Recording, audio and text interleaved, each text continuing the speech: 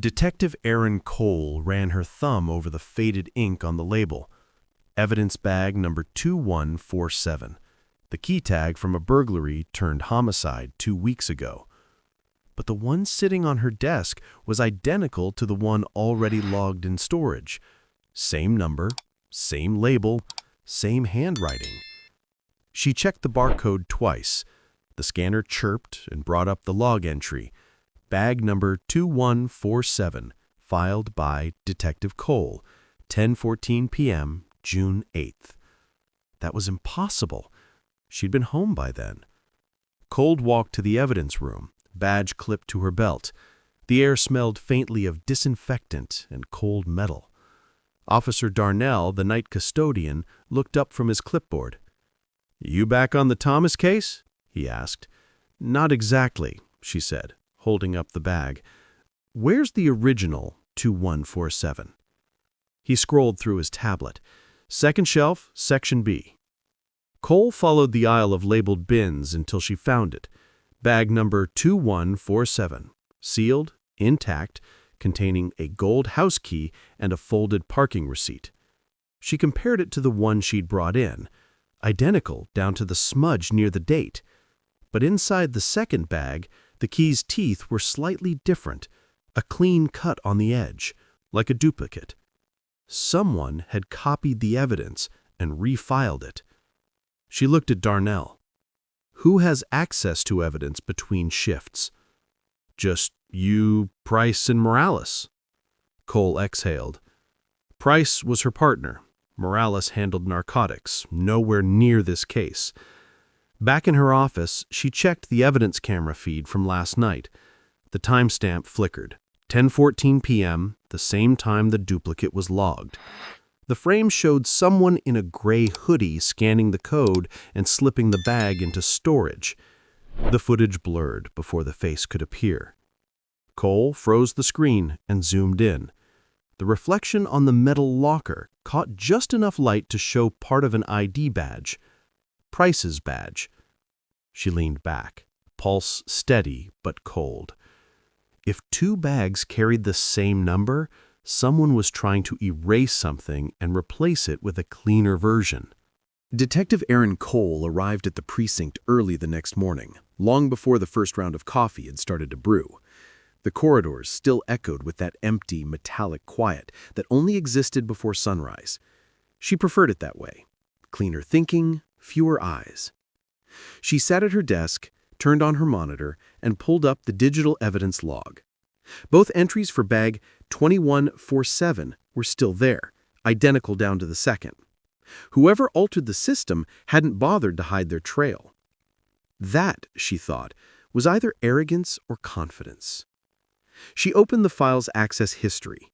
The entry showed updated by Detective Price, authorized recheck. Her partner had officially relogged the bag she never touched. She reached for her phone and called him. No answer. She tried again. Still nothing. Across the room, Sergeant Larkin appeared in the doorway, coffee in hand. "You're in early," he said. Cole gestured toward the screen. "You ever seen duplicate evidence entries before?" "Sometimes," clerically said. "Depends who's typing." "Not when the duplicate has my name on it." Larkin frowned. "Show me." She turned the monitor toward him. He leaned in, squinting. "You filed this twice?" "I didn't file it once," she said. "Check the signature." He read it carefully, then stepped back. "That's not your handwriting." "I know." Larkin rubbed his jaw. "You think someone's planting evidence?" "I think someone's cleaning it." He lowered his voice. "You and Price still work in the Thomas case?" "We closed it last week, officially anyway." Larkin nodded slowly. "Then why is your partner rechecking property tags from it?" That was the same question burning through her mind. After he left, she pulled the Thomas file from the cabinet. Photos, reports, crime scene logs, all standard. But one document near the bottom caught her attention, an unsigned inventory sheet. Bag 2147, key, receipt, fibers. And in the margin, faint pencil marks. Copy made, 10:14 p.m. Cole traced the words with her thumb. Whoever wrote that had known what they were doing.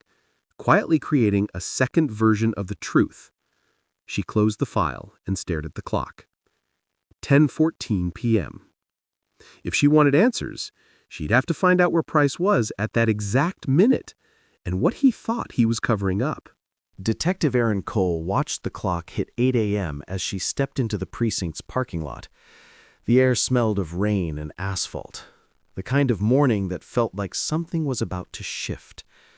She spotted Price's car, same dent in the bumper, same coffee cup in the holder, but no sign of him inside. She headed straight to the locker room.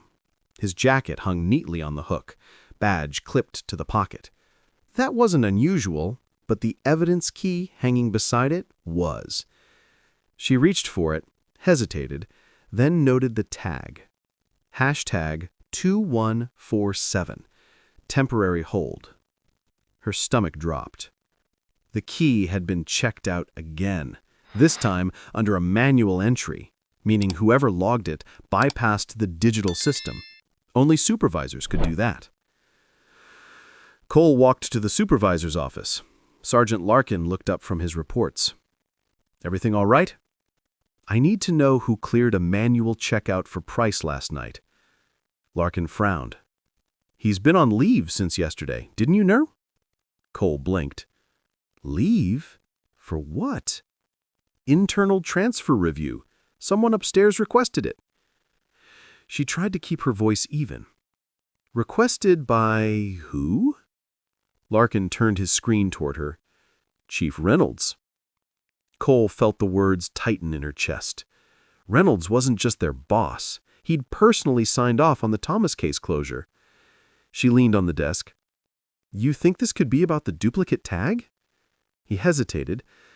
"If it is, tread carefully. Reynolds doesn't like questions that suggest we can't count." Cole turned away, jaw set. "Then I'll make sure my math's right." Back in her car, she connected her tablet to the precinct server. Access to Price's personnel records was restricted, but one notation appeared. Transfer request approved June 9th, pending assignment to Evidence Audit Division. The timing wasn't random. June 9th was the morning after the duplicate appeared. Cole scrolled further and found a list of Price's last accessed documents. Every one of them connected to the Thomas case, and every one had been opened between 10 and 10:15 p.m. Someone wanted him reassigned before anyone looked too close. She stared at the screen, her reflection faint in the glass. Price didn't duplicate that bag to hide something. He duplicated it to send a message. The question was, to who? And more importantly, why had the chief moved him before she could ask?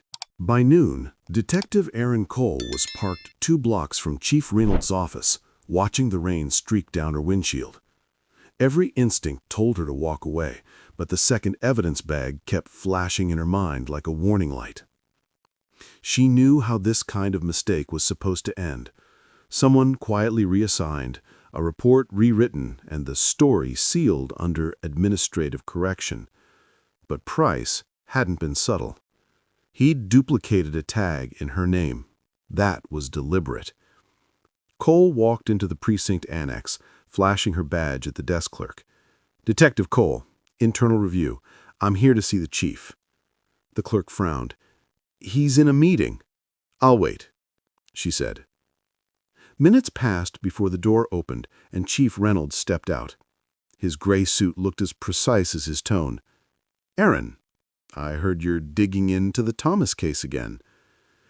"Trying to understand a duplicate tag, sir." "Duplicate?" He smiled faintly. "Probably a system glitch." "Then why was it logged manually after the fact?" The smile didn't fade, but his eyes sharpened. "What exactly are you suggesting?" "Nothing yet," she said carefully, "but I'd like to talk to Price before his transfer." "That won't be possible." "Why not?" Reynolds' voice dropped. "Because Detective Price resigned this morning." Cole felt the air tighten around them. "He what?" "He left his badge, his sidearm, and his access card on my desk, effective immediately. She swallowed hard. And the Thomas file? Closed, he said. Permanently. Cole didn't move. Sir, if there's a duplicate evidence tag with my name on it, that makes me complicit. I need a chance to clear that. Reynolds met her stare. You're clear. The log's been corrected. Corrected. Erased. When she returned to her car, her phone buzzed. An unknown number. She hesitated, then answered. A voice, quiet and tired, came through. Erin, it's Price. She exhaled. Where are you? I can't say, but I didn't make that duplicate to hide evidence. I made it to save it. Save what? He paused, then, the real bag, it's not in evidence anymore. Someone replaced it before you ever saw it. The duplicate is the only proof of what was inside. What was inside, Price? Silence. Then, a key that doesn't match the victim's house. Cole's heart sank. Then where does it fit? He took a shaky breath. My apartment. The line went dead. The rain hadn't stopped by the time Detective Erin Cole reached the old district warehouse, the place Price used to call his quiet space when paperwork piled too high. The lights were off inside, but his car was parked near the loading bay. She approached slowly, hand resting on her badge, eyes adjusting to the dim light filtering through the cracked windows. The air smelled of dust and oil. Somewhere deeper inside, a floorboard creaked. Price? She called. No answer. She moved past the row of rusted lockers until she saw him sitting at an old evidence table, his jacket draped over the chair, a folder open in front of him. You shouldn't be here, he said without looking up. Neither should you. He gave a tired smile. Guess we both lost track of the rule book. Cole nodded at the folder. That the original 2147? He turned the page. Inside were photos from the Thomas scene, the ones she'd taken. But one image she didn't recognize, a close-up of the same gold key resting on a kitchen counter beside a badge wallet. His badge wallet. You planted evidence, she said quietly. No, he said. I found evidence, then someone swapped it before the report was filed. I duplicated the tag to prove it happened. Who swapped it? He looked up. Reynolds. Cole's pulse quickened. You have proof? He slid a flash drive across the table. Security footage. Reynolds entering the evidence room 30 minutes after we closed the case. He didn't take the bag, he replaced it. Why would he do that? He leaned back, the weight of exhaustion pulling at his voice. The Thomas victim wasn't random. She'd been an informant for his corruption probe. That key, it opened one of his off-site lockers. Cole stared at the drive. If this is real, you're sitting on a career-ending file.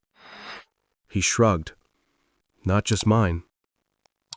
Before she could respond, a car door slammed outside. Headlights swept through the windows. Someone followed you, Price said. Cole grabbed the drive, shoving it into her jacket. Then you need to leave. He stood, but his tone softened. If you don't hear from me, make sure the right bag stays on record. By the time she turned around, he was already gone. Out the side door, into the rain.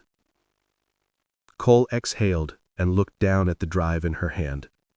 2 bags, 2 stories, 1 truth buried under the wrong tag. She started her car and drove toward the precinct. She'd file the footage no matter who it exposed. Because in this department, facts could be rewritten, but evidence couldn't.